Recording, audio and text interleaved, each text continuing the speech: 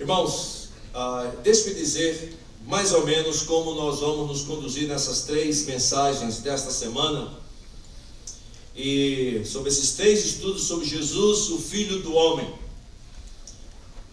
E hoje à noite, o que eu tenho programado para falar é sobre Jesus, o Filho do Homem, o que as Escrituras, e especialmente o Senhor Jesus Cristo, quer ressaltar quando Ele usa esse título para si mesmo. E mais tarde os irmãos vão entender que o Senhor Jesus, um dos títulos preferidos de Jesus, quando se refere a si mesmo, é essa expressão, Filho do Homem. E a questão é por quê? A nossa segunda palestra, se Deus quiser, vai ser sobre Jesus, o Filho do Homem, e a sua igreja, o seu povo, as implicações desse ensino para nós, como seguidores de Jesus. E em terceiro lugar, a terceira palestra vai ser, se Deus quiser, sobre Jesus, o Filho do Homem, a sua missão. Ou seja, a missão do Filho do Homem, segundo o Filho do Homem. Então, esta noite eu gostaria de chamar a atenção, nós vamos usar 3 textos, se Deus quiser, e vamos ver como eles vão se desenvolver esta noite. Hoje à noite vamos estudar sobre o Filho do Homem, o que as Escrituras, especialmente o Senhor Jesus Cristo, quer ressaltar quando Ele, Jesus, usa esse título para si mesmo. E dentro desse assunto, Jesus, o Filho do Homem, que a Escritura nos ensina, eu gostaria de dividir em 3 aspectos. E provavelmente o terceiro aspecto vou gastar um pouco mais sobre ele. Mas eu queria que vocês tivessem as suas Bíblias para usar. E nós vamos usar a palavra de Deus nesta noite, as Escrituras, assim como o nosso querido irmão Ronald também usou durante a sua primeira palestra. E hoje à noite nós vamos dividir o que nós vamos explicar e expor aqui em 3 partes. Em primeiro lugar, antes de nós entrarmos sobre este título do Senhor Jesus, Jesus, o Filho do Homem, eu gostaria de rapidamente relembrar aos irmãos, alguns anos atrás, o Solano fez uma exposição muito bem detalhada de Lucas 24. Eu acho que foi um ano que até também eu lidei com esse mesmo texto, só que ele foi mais detalhado.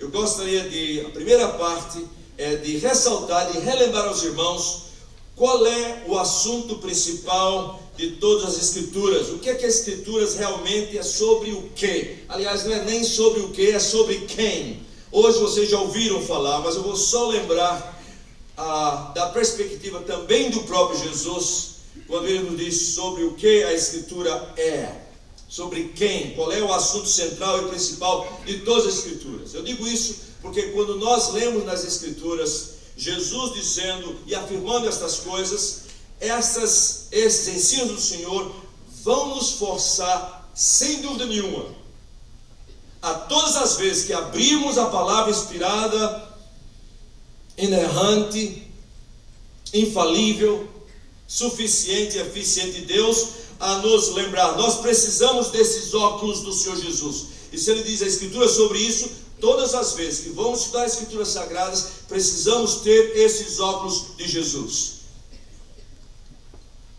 E em segundo lugar, nós vamos falar sobre quem é esse Jesus, que fala que é a pessoa central de todas as Escrituras. Quem é esse Jesus? E aí nós vamos para o segundo texto desta noite, que vai ser João capítulo 1 também, mas eu não vou fazer exposição dos primeiros 3 versículos. João capítulo 1. O primeiro texto vai ser Lucas 24, sem dúvida nenhuma. O segundo texto vai ser João capítulo 1. E em terceiro lugar nós vamos ressaltar aqui o que as Escrituras nos ensinam, especialmente o que é que Jesus quer dizer quando ele propositadamente, claramente usa esse título para ele. Um título que os irmãos bastardos vão observar que em todos os evangelhos, quando você considera os 4 evangelhos, o único que usou essa frase, Filho do Homem, foi Jesus com relação a si mesmo. Nós vamos considerar e vamos terminar, se Deus quiser. Então, em primeiro lugar, vamos sobre o Filho do Homem, o que as Escrituras especialmente nos ensina sobre ele. Então, em primeiro lugar, para relembrar os irmãos, abram as suas Bíblias em Lucas capítulo 24, rapidamente. E é bom porque Lucas capítulo 24 eu tenho já João capítulo 1. Em primeiro lugar, então, qual é o assunto central e principal de todas as Escrituras? A Escritura é realmente sobre quem? Segundo o Senhor Jesus. A propósito, se vocês observarem a Escritura, a Bíblia não é tão difícil de ser dividida. A Bíblia só tem 4 capítulos sem pecado, Gênesis 1 e 2 e Apocalipse 21 e 22, e tudo entre Gênesis 1 e 2 e Apocalipse 21 e 22 está sobre a história que nós chamamos da história da redenção, ou seja, a revelação de todas as palavras e todos os atos soberanos de Deus em alcançar o perdido e trazê-lo de volta em relação a si. Muito bem, então só para os irmãos lembrarem, os irmãos conhecem o contexto desse texto, é o dia da ressurreição do Senhor Jesus, 2 discípulos desistindo de tudo, e por causa da incredulidade deles com relação à palavra de Deus, por não crer o que foi escrito a respeito de Jesus, eles não podiam nem reconhecer o Senhor Jesus quando estava perto deles. E aí os irmãos, abram comigo rapidamente Lucas capítulo 24, do versículo 25 a 27, e depois nós vamos pular para o 44 em diante. O Senhor Jesus se aproxima daqueles 2 discípulos, desistindo de ministério, e não podiam nem reconhecer o Senhor Jesus quando Jesus se apresentava a eles. Os irmãos lembram também que o Senhor Jesus, o que o Senhor Jesus usa para trazer esses discípulos a ter a visão de quem Jesus é a própria exposição da palavra de Deus, é a própria exposição dos profetas do Velho Testamento. E no versículo 25 diz assim, Lucas 24, 25: Então lhes disse Jesus: ó nécios e tardo de coração, para crer tudo o que os profetas disseram. Porventura não convinha que o Cristo parecesse entrasse na sua glória? E começando por Moisés, o que significa os 5 primeiros livros das Escrituras, e discorrendo por todos os profetas, que é um resumo de todo o cano judaico, expunha-lhes o que a seu respeito constava em todas as Escrituras. Então a primeira coisa que a gente observa imediatamente é que o Senhor Jesus usa toda a Escritura do Velho Testamento para mostrar que elas falam sobre Ele.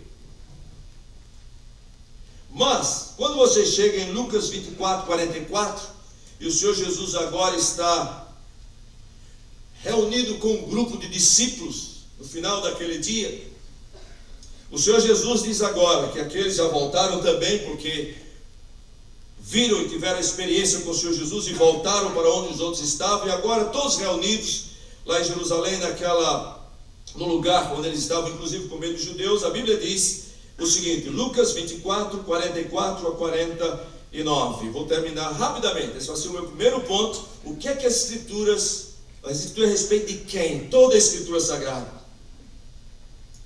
A seguir Jesus lhe disse: são essas as palavras que eu vos falei, estando ainda convosco, ou seja, antes da minha morte e da minha ressurreição. Importava que se cumprisse tudo que de mim está escrito na lei de Moisés, nos profetas e nos salmos, toda a Escritura. Eu falei uma vez com vocês, irmãos, muitas vezes eu lamento que a Bíblia, eu queria que a Bíblia tivesse mais textos, mas esse foi o texto que o Senhor nos deu. Porque em Lucas 24, por exemplo, nós não temos os detalhes de toda essa exposição do Senhor Jesus. Como eu gostaria de ler a exposição do Senhor Jesus, mas eu tenho só o resumo. Mas eu sei o conteúdo dessa exposição. E veja bem o que ele diz. Versículo 45. Então lhes abriu o entendimento para compreenderem as Escrituras. É toda a Escritura do Velho Testamento. E agora o Senhor Jesus vai dizer 3 coisas com relação a isso. Em outras palavras, o Senhor Jesus vai mostrar para nós imediatamente que a pergunta mais importante que nós podemos fazer a qualquer texto das Escrituras não é o que esse texto nos diz ou nos ensina sobre nós, absolutamente. A pergunta mais importante que nós podemos fazer a qualquer texto das Escrituras, o que é que esse texto testifica e nos comunica sobre a pessoa do Senhor Jesus. A primeira pergunta que eu falei é importante, mas é secundária. E agora o Senhor vai fazer o resumo. O resumo está no versículo 46. Em primeiro lugar, os irmãos já viram que Jesus disse que as Escrituras todas sobre mim, mas Jesus especifica o que é que as Escrituras dizem sobre ele. e no versículo 46, não é só que a Escritura é sobre Jesus, mas especificamente, principalmente, as Escrituras é sobre a obra redentora histórica visível de Jesus. Veja o versículo 46, ele diz: assim está escrito, que o Cristo havia de padecer e ressuscitar dentre os mortos no terceiro dia. A Escritura é toda sobre Jesus, é toda sobre a obra redentora de Jesus, a obra visível em tempo e espaço do Senhor Jesus. Mas em terceiro lugar ele diz no versículo 47, que a Escritura é sobre o pregar esse Jesus, ou o nome desse Jesus, para arrependimento a todas, remissão de pecados e arrependimento a todas as nações. Veja o versículo 47. E que em seu nome se pregasse, se proclamasse, anunciasse, testificasse arrependimento para remissão de pecados a todas as nações, começando de Jerusalém. Então, em primeiro lugar, lembre-se, a palavra de Deus, o Senhor Jesus deixou bem claro que toda a Escritura Sagrada, em primeiro lugar, é sobre Ele, em segundo lugar, especificamente sobre a obra redentora dele, porque esta é a necessidade de todo ser humano, que jamais nasceu depois da queda, que vive hoje, ou que vai estar vivendo até a vinda do Senhor Jesus. A maior necessidade de qualquer ser humano, em qualquer época, em qualquer lugar, é Jesus. Porque o problema de todo ser humano é pecado, é separação de Deus. E o Senhor Jesus diz: toda a Escritura é sobre mim. Em segundo lugar, toda a Escritura é sobre a minha obra redentora. Mas em terceiro lugar, toda a Escritura nos foi dada para que nós possamos pregar e anunciar o nome de Jesus para arrependimento. Pregar-se esse arrependimento para a remissão de pecados a todas as nações. Se conhecemos Jesus, se conhecemos sobre a obra de Jesus, mas se não pregamos Jesus, nós não entendemos ainda por que e para que a Escritura nos foi dada, segundo o Senhor Jesus. Então este é o primeiro ponto que eu gostaria que os irmãos lembrassem. Mas a pergunta vem: quem é esse Jesus segundo as Escrituras? Quem é esse Jesus? Nós já ouvimos bastante hoje à noite na primeira exposição bíblica. E agora eu gostaria de chamar a atenção de vocês para o segundo texto. E o segundo texto está em João capítulo 1, logo depois de Lucas 24. João capítulo 1. E o Ronald já mencionou alguma coisa sobre Jesus, o Filho do Homem, de maneira indireta. Mas se vocês começarem a ler sem dúvida nenhuma, como fizeram já, João capítulo 1, eu não vou ler a propósito, não vou ler todos os 51 versículos. Mas eu oro que vocês, quando chegarem em casa, abram as Escrituras Sagradas, peçam a iluminação do Espírito Santo e comecem a ler, saborear cada palavra desse texto, cada frase desse capítulo. Porque eu vou mostrar para vocês, se Deus permitir, em poucos minutos, que quando vocês começam a ler o Evangelho de João, capítulo 1, João apresenta pelo menos 11 títulos para Jesus, neste capítulo, usando as metáforas que ele usa para com o Senhor Jesus. Nós não vamos ler todo o texto, mas eu gostaria só de mencionar, e os irmãos vão acompanhando comigo. Só quando você chega no final desse capítulo, o Senhor Jesus se declara e usa o título que nós estamos referindo aqui para ele. Vejam lá, João capítulo 1, nós já ouvimos hoje à noite. João capítulo 1, Jesus se apresenta como o Verbo. Esse é um título do Senhor Jesus, ele é o Verbo. Segundo, ainda em João capítulo 1, ele diz que ele é Deus. Em João capítulo 1, versículo 4, ele diz que ele é a vida. João apresenta ele como a vida. Se usar as metáforas, vocês vão ver 11 títulos para Jesus nesse capítulo. Ele é a vida. Se você chega no versículo 9, ele diz assim, que quando João Batista veio, ele não era luz, mas ele veio para testificar da luz, a verdadeira luz que vindo ao mundo ilumina todo homem. Então Jesus é a luz. Versículo 17, o testemunho de João Batista, no capítulo 1, porque a lei foi dada por intermédio de Moisés, a graça e a verdade vieram por meio de Jesus Cristo. E aí ele vem dar mais, ressaltando esta frase, esta canção, Jesus Cristo. Nós estamos falando sobre o Verbo, que é Deus, que é vida, que é luz, que é chamado Jesus Cristo. Versículo 29. No dia seguinte viu João Batista, a Jesus que vinha para ele e disse: eis o Cordeiro de Deus que tira o pecado do mundo. Agora vem mais um título de Jesus aqui, chamado Cordeiro de Deus. Você vai até o capítulo 1, versículo 38, quando João aponta dois dos discípulos, provavelmente André e João. E ele se dirige ao Senhor Jesus usando essa expressão aqui, no versículo 29. Quando mais uma vez, versículo 36, quando João Batista, vendo o Senhor Jesus passar, disse: eis o Cordeiro de Deus. E diz a Bíblia, os dois discípulos, ouvindo dizer isso, seguiram a Jesus. E quando Jesus olhou para eles, disse: que buscais? Disseram assim: Rabi. E João coloca bem claro o que quer dizer mestre. Onde assistes? Rabi, versículo 38. Versículo 41. Veja a expressão agora, quando André encontrou seu irmão. Ele achou primeiro o seu próprio irmão Simão, a quem disse: achamos o Messias. Essa é a palavra hebraica e a tradução aqui feita por João também, que quer dizer Cristo. Então esse é outro título desse Jesus. Ele é o Messias, significa o Cristo. Mas agora vocês vão chegando no final aqui primeiro em João capítulo 1. E agora vem aquela conversa de Jesus com Natanael. Versículo 49. Quando Jesus diz para Natanael: antes de Filipe te chamar, eu te vi, quando estavas debaixo da figueira. E a Bíblia diz que ele olha para Jesus, versículo 49. Então exclamou Natanael: mestre, tu és o Filho de Deus, tu és o Rei de Israel. Mais dois títulos que são dados aqui para o Senhor Jesus, sem dúvida nenhuma. Um, tu és o Filho de Deus. E o outro, tu és o Rei de Israel. Agora eu gosto de chamar a atenção de vocês para a palavra do Senhor Jesus, o título que o Senhor Jesus agora vai dar no final deste capítulo. Veja versículos 50 e 51. Palavras aqui do Senhor Jesus, no contexto desse encontro, capítulo 1.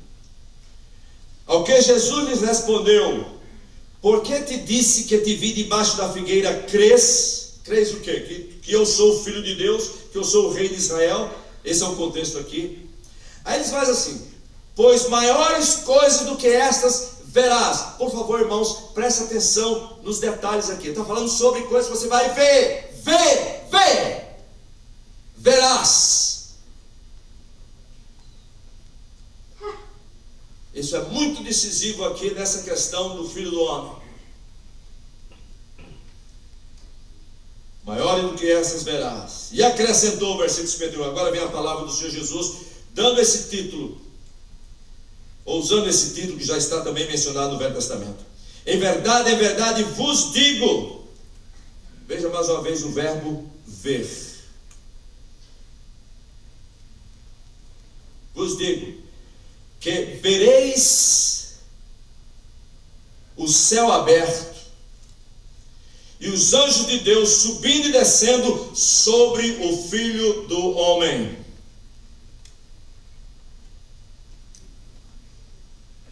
Sobre o Filho do Homem. Eu falei que essas duas primeiras partes iam ser bem rápidas, mas a terceira nós vamos gastar um pouco mais.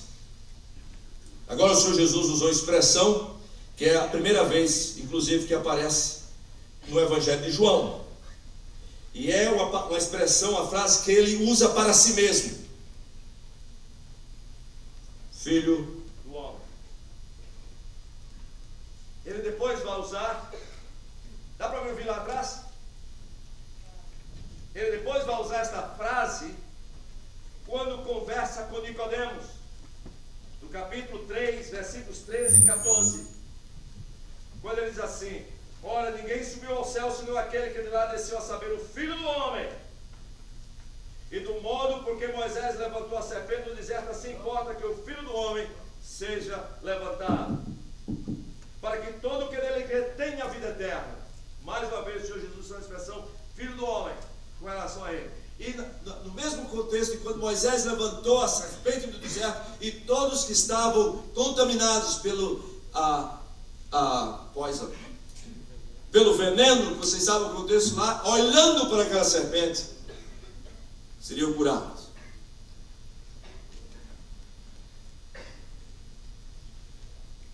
Três coisas nessa terceira parte aqui sobre por que Jesus chamou-se a si mesmo de Filho do Homem. Em que sentido as Escrituras Sagradas, tanto no Velho como no Novo Testamento, usam a expressão Filho do Homem? Eu vou dizer só as duas primeiras e passarmos mais tempo na terceira, o uso que o Senhor Jesus faz dessa expressão, o Filho do Homem. Em primeiro lugar, queria que os irmãos lembrassem que a expressão Filho do Homem geralmente é usada, especialmente no Velho Testamento, para descrever qualquer ser humano, qualquer pessoa mortal, ao contrário de Deus, ao contrário dos anjos, etc. E a primeira vez que essa expressão, essa frase Filho do Homem aparece, está lá em Números, capítulo 23, versículo 19.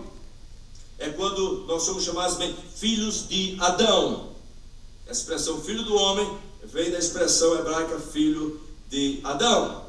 E ele usa a expressão assim, primeiro em Números 23, 19, para mostrar que quando essa frase é usada no Velho Testamento, geralmente está se referindo a pessoas, seres humanos. Quando diz lá em Números 23, 19, Deus não é homem para que minta, nem filho de homem para que se arrependa. Então, Filho do Homem aqui está se referindo a nós, seres humanos, caídos, perdidos. Diferente do que nós estamos falando aqui sobre o Filho do Homem em relação ao Senhor Jesus. Em Jó capítulo 25, versículo 4 a 6, vocês escutam e leem essa mesma expressão usada nesse sentido. Filho do homem como qualquer ser humano que tem como origem outro ser humano. Jó 25, 4 a 6 assim: como pois seria justo o homem perante Deus? Diante de Deus não existe, os irmãos sabem, nenhum justo, nenhuma pessoa justa. E como seria puro aquele que nasce da mulher?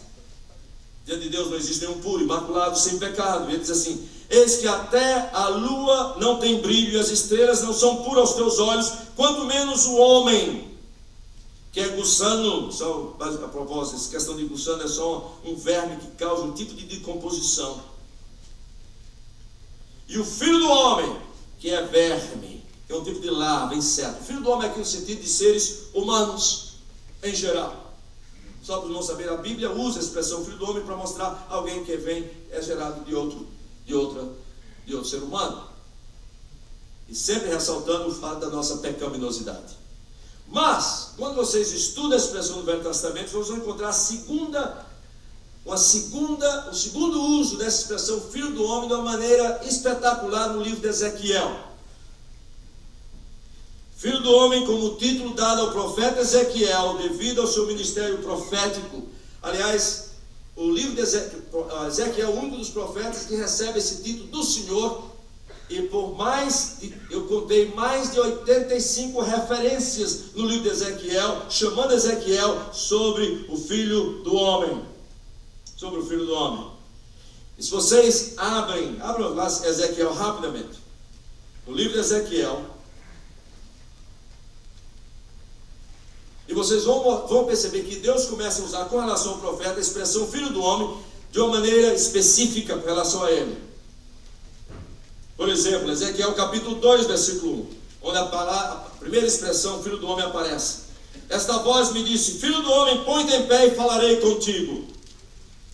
Essa expressão, eu falei para os irmãos, Filho do Homem aparece com frequência por todo o livro de Ezequiel, chamando um título dado ao profeta. Com referência não somente como ser humano, mas agora como alguém que é chamado e qualificado como enviado do Senhor para proclamar a palavra do Senhor ao seu povo. Várias vezes, vocês vão ver que todas as vezes que essa expressão aparece é nesse sentido. 2:1, Filho do homem, põe-te em pé e falarei contigo. Versículo 3, 2:3, Filho do homem, eu te envio aos filhos de Israel, as nações rebeldes que se insurgiram contra mim. 2:6, Filho do homem, não temas as suas palavras, ainda que haja sarça e espinhos para contigo e tu habites com escorpiões, não temas as suas palavras, nem se assustes com o seu rosto. 2:8, Filho do homem, ouve o que eu te digo, não te ensujas como a causa rebelde. 3:1, filho do homem, come o que achares, come esse rolo, vai e fala com a Israel. Então, essa segundo sentido em que a expressão filho do homem aparece nas Escrituras Sagradas, especialmente em Ezequiel, com relação ao profeta, que reflete muitas das coisas do ministério do Senhor Jesus também.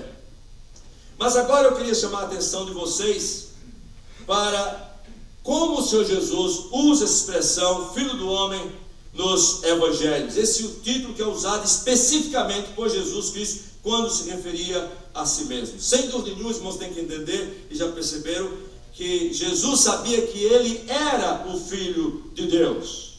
Jesus sabia que ele era o Filho de Deus. E eu estou dizendo isso porque muitos grupos entre os muçulmanos e entre os testemunhos de Jeová gostam muito de dizer que Jesus nunca se referiu a si mesmo como Filho de Deus, mas como Filho do homem. Mas os irmãos vão perceber claramente nos contextos de Jesus, deixou bem claro que ele era, ele sabia que ele era, e ele fala como Filho de Deus. Por exemplo, se vocês têm as suas Bíblias, espero que tenham, vão comigo até João capítulo 3. O mesmo contexto de filho do homem, ele diz lá em João capítulo 3, versículo 16 a 18, 13 a 18, 16 a 18. Porque Deus amou o mundo de tal maneira que deu o seu Filho unigênito, para que todo o que nele crê não pereça, mas tenha vida eterna. Porque Deus enviou o seu Filho ao mundo, não para que julgasse o mundo, mas para que o mundo fosse salvo por ele. Quem nele crê, e sem dúvida nenhuma aqui, como filho de Deus, não está julgado, porquanto quem não crê no nome do unigênito Filho de Deus, esse está julgado. Em vários textos, inclusive quando em João capítulo 1, quando o próprio Natanael diz assim: mestre, tu és o Filho de Deus. O Senhor Jesus não nega isso, pelo contrário, acrescenta também a expressão Filho do homem, ou seja, o Filho do homem é o Filho de Deus. Essas são as confissões do Senhor. Agora, para os irmãos que gostariam de estudar um pouquinho com mais profundidade a expressão Filho do homem, usado nas Escrituras Sagradas pelo Senhor Jesus,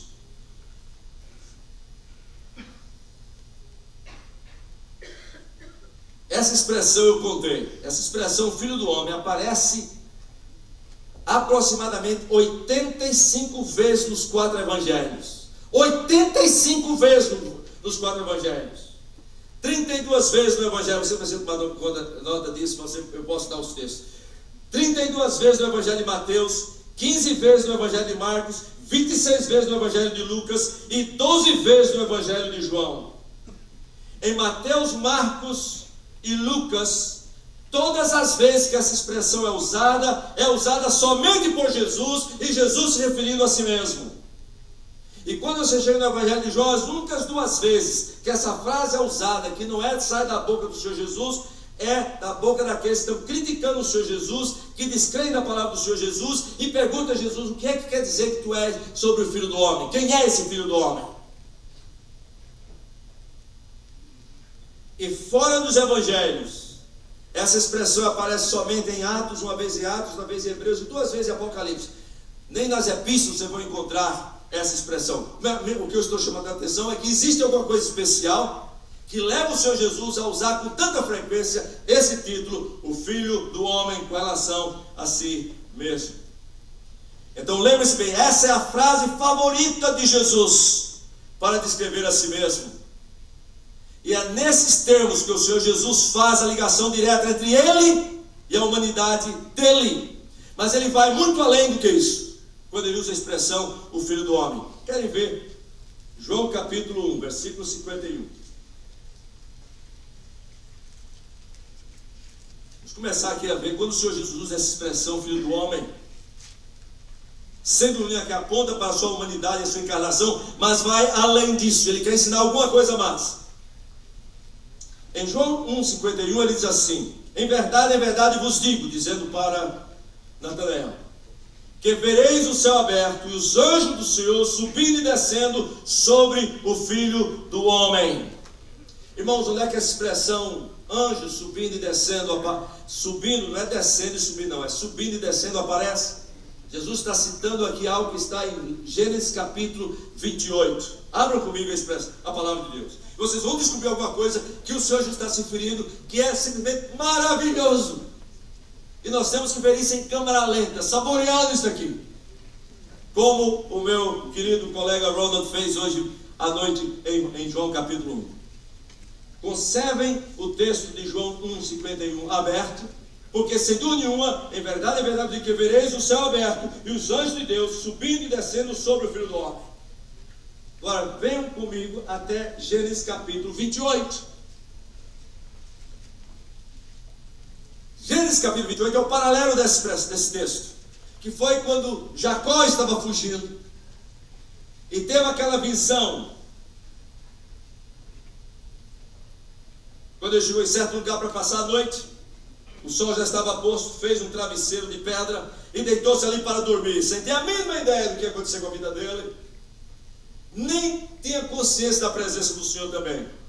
Veja o versículo 12, Gênesis 28, 12 e 13. E sonhou, exposta na terra uma escada, cujo topo atingia o céu, e os anjos de Deus subiam e desciam sobre ela, ou por ela.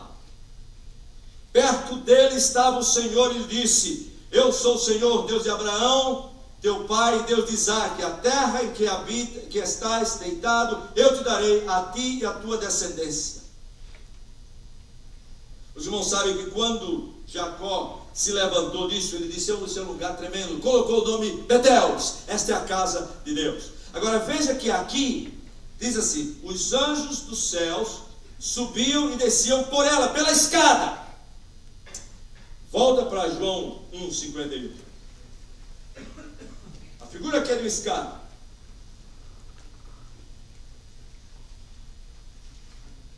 Em Gênesis 28 não explica o que é que os anjos estavam fazendo, nem diz por que é que eles estavam subindo e descendo.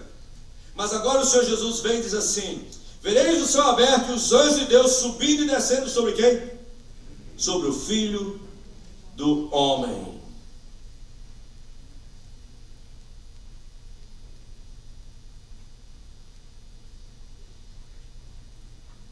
O que eu concluo daqui, e que não só tenho eu que concluo, mas outros irmãos estudando esse texto também concluíram, é que este incidente aqui aponta para duas coisas especialmente. Agora que Jesus revela para nós, eu percebo duas coisas. Em primeiro lugar, que aquela escada realmente que Jacó viu apontava para Jesus, sem dúvida nenhuma. Em outras palavras, Jesus aqui, na conversa, naquilo que ele fala para Natanael, é a conexão, é o link final e decisivo entre céu e terra. Em João 1,51, os anjos subiam e desciam sobre o Filho do Homem, não sobre uma escada.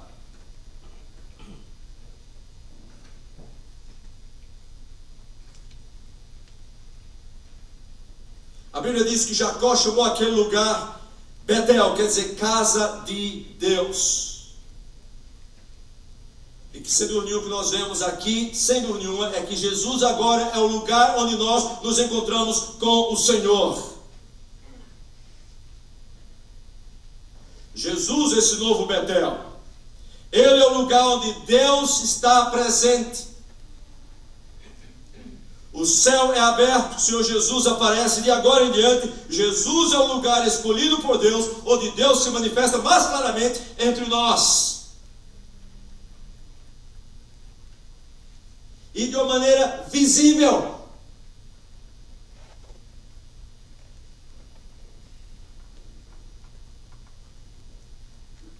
Qualquer movimento em direção aos céus, nós nos movemos no Filho do Homem. Qualquer movimento de Deus à terra é um movimento sobre o Filho do Homem.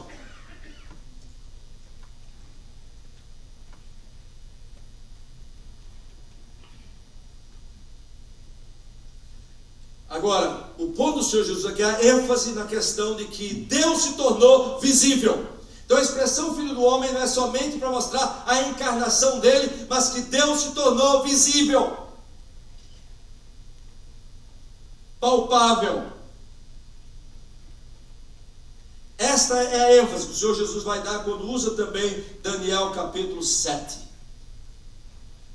Esse é um dos textos escolhidos pelo Senhor Jesus especialmente para falar sobre a sua segunda vinda.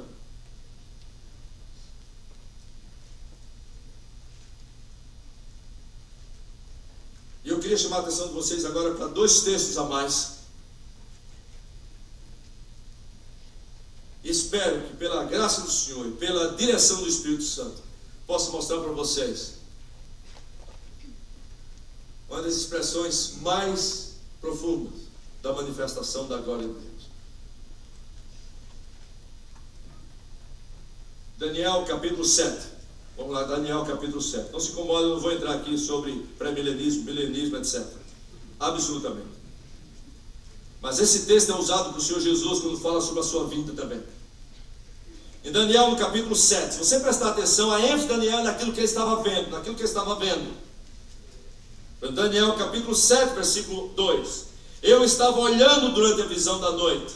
Daniel capítulo 2, versículo 5. Continuei olhando. Capítulo 7, versículo 6. Continuei olhando. Capítulo 7, versículo 4. Depois disso eu continuava olhando. Capítulo 7, versículo 8. Estando eu a observar, ou seja, olhando. Capítulo 7, versículo 9. Continuei olhando. Capítulo 7, versículo 11. Então estive olhando. E aí você chega no versículo 13. Diz assim: eu estava olhando nas minhas visões de noite, e eis que vinha com as nuvens do céu um como o filho do homem, e dirigiu-se ao ancião de dias, que é referência nenhuma ao Deus Pai, aqui é uma referência à eternidade de Deus, e o fizeram chegar até ele. Foi-lhe dar domínio e glória, e o reino para todos os, e o reino para que os povos, nações, homens de todas as línguas o servissem. E o seu domínio é domínio eterno, que não passará, e o seu reino jamais será destruído. O Senhor Jesus usa a citação de Daniel 7,13 com relação a ele em Marcos 14,62. Deixa eu ler para vocês. Marcos 14,62.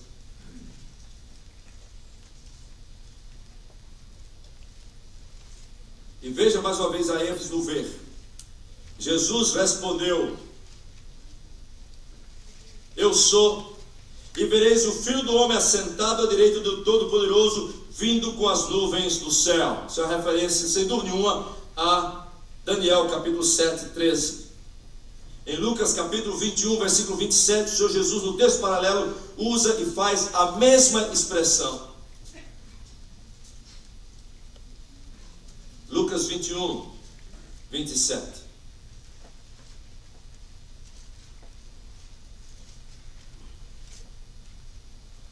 Então se verá o Filho do Homem vindo numa nuvem com poder e grande glória. Vejam as ênfases aqui naquilo que eles viam. Meus queridos, segundo a palavra de Deus, a glória de Deus se manifesta de várias maneiras através da história. Por exemplo, a glória de Deus se manifesta através da criação. Os céus proclamam a glória de Deus e o firmamento anuncia as obras da sua mão. A glória de Deus, a majestade de Deus, o peso de Deus se manifesta também nas providências de Deus com relação ao seu povo, inclusive nas destruições que vocês vão observar, nos sinais do Egito. A palavra de Deus nos diz que Deus manifesta sua glória e seu poder através dos atos da criação, dos atos da redenção, inclusive das intervenções sobrenaturais dele por toda a história e entre todas as nações. Mas segundo a Escritura Sagrada, a maior manifestação da glória de Deus visível na história foi a manifestação do Senhor Jesus. E eu gostaria de chamar a atenção de vocês, João capítulo 1, versículo 14. Quando diz: o Verbo se fez carne e habitou entre nós, cheio de graça e de verdade, o quê? E vimos a sua glória. Por favor, presta atenção agora, a ênfase no ver. Deus se tornou visível. A maior manifestação da glória de Deus na história, foi se tornar visível através do seu Filho, o Senhor Jesus. Vimos a sua glória, glória como a do unigênito do Pai.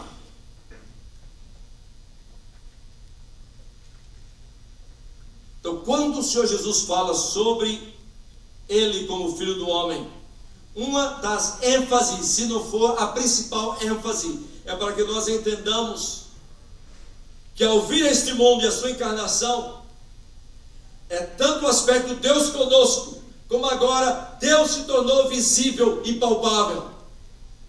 Daí a expressão Filho do Homem, para enfatizar também e especialmente esta dimensão visível e palpável do Senhor Jesus Cristo. 1 João capítulo 1.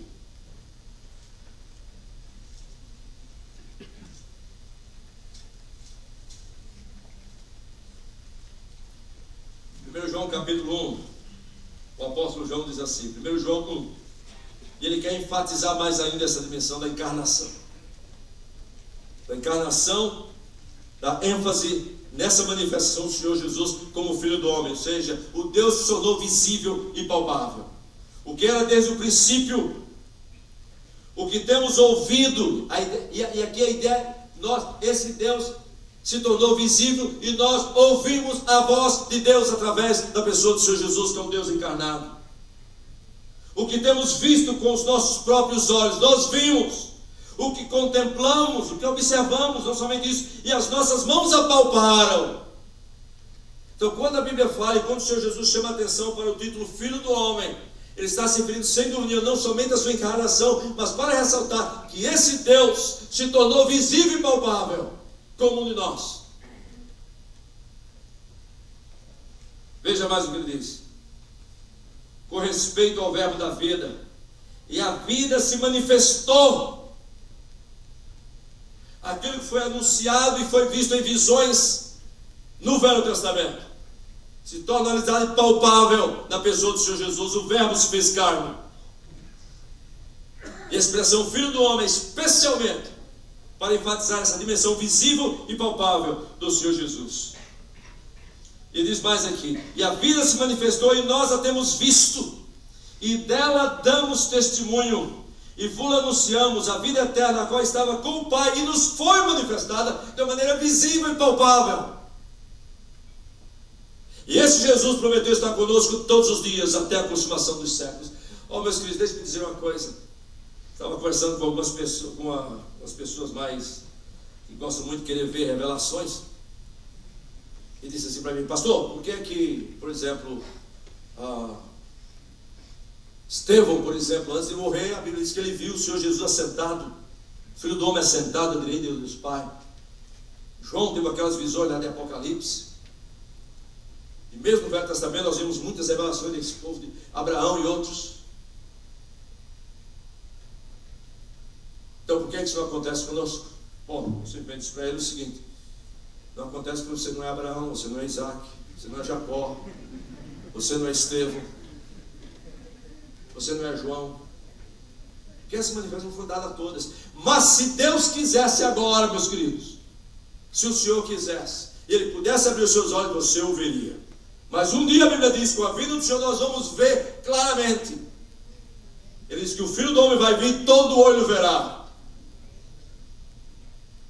Os irmãos talvez não tenham a mínima ideia de como isso afeta o meu relacionamento com Ele. Porque eu sei que o Senhor Jesus é real. Eu nunca pude ir para a revelação dele. Mas eu sei que um dia eu vou vê-lo face a face, com os meus olhos. E sem dúvida nenhuma, a palavra de Deus diz que aqueles que nasceram de novo o viram. Existe um tipo de visão que não é assim da visão dos olhos, mas não da realidade do Senhor Jesus. Oh, meus queridos, se vocês pudessem entender como essa expressão Filho do Homem afeta o meu andar com Jesus. Porque eu sei que Ele está presente, estou convosco todos os dias até a consumação do século. Se o Senhor Jesus abrisse os meus olhos, eu podia vê-lo imediatamente. Como nós ousamos a pecar descaradamente diante daquele que está presente conosco e que nos vê?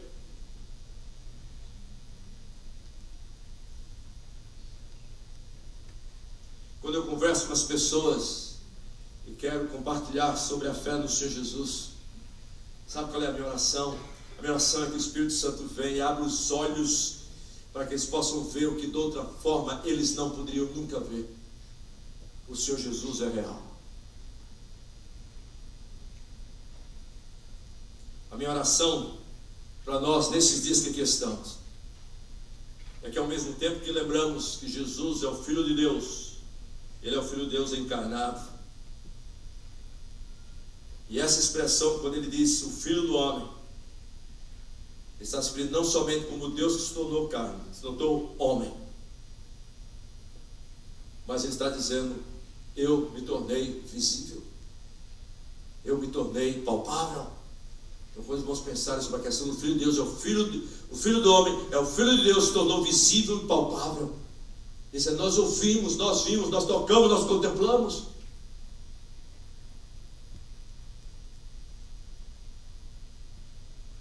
As implicações são tantas, irmãos. Eu vou dizer por quê. Quando eu vejo que o Senhor me salvou, e 1 João 3 também diz que nós um dia vamos ser como Ele é. E Ele dizia: assim se purifica aquele que nele tem a esperança. Vamos ser como Ele é. Nós não vamos ser o Filho do Homem, vamos ser como o Filho do Homem é. Ele dizia: assim mesmo se purifica todos aqueles que têm essa esperança. Porque vai chegar um dia que eu vou ver como Jesus vê as coisas. Ouvir como o Senhor Jesus ouve, pensa como o Senhor Jesus pensa. E a palavra de Deus diz: se nós temos esse Jesus, se nós conhecemos esse Jesus, isso vai afetar todas as maneiras e todos os modos de nós vivermos. Eu sempre oro: Senhor Jesus, quando eu olhar para as multidões, ajuda-me a olhar como o Senhor Jesus olhou para as multidões, como o Filho do Homem. Mateus 9, 35 diz que quando Ele olhou as multidões, se compadeceu delas. Vendo as multidões, se compadeceu delas, porque eram fitas e exaltas como ovelhas que não têm pastor. Ó Jesus, ajuda-me a viver com os olhos do Filho do Homem. Nós não somos o Filho do Homem, fomos salvos por Ele. Ele diz para que nós possamos proclamar o Seu nome para arrependimento entre todas as nações. E ó Senhor, quando eu estou no avião, os irmãos não imaginam, eu pego um avião, a primeira coisa que eu peço: ó Senhor, primeira coisa que eu peço ao Senhor: Senhor, ajuda-me a olhar para esse pessoal aqui como o Filho do Homem. Olha para nós. E os exemplos que eu tenho é a Escritura Sagrada, quando Ele veio, se tornou visível, palpável, audível. Me salvou e me chama para ser seguidor dEle, discípulo dEle. Então, Senhor, ajuda-me a olhar para as pessoas como o Senhor Jesus olhou para as pessoas. Eu tenho cuidado com os meus ouvidos. Ó Senhor, ajuda-me a falar com as pessoas assim como o Senhor Jesus falou com as pessoas, movido pelo Teu Espírito. Quando vou a qualquer outro lugar, ao Senhor Jesus, ajuda-me a ir em lugares que eu sei que o Filho do Homem quer que eu esteja. Afeta toda a nossa vida, toda a nossa existência. Eu oro que ao sairmos daqui desta noite, comecemos a meditar mais sobre o Senhor Jesus, o Verbo de Deus, o Filho de Deus.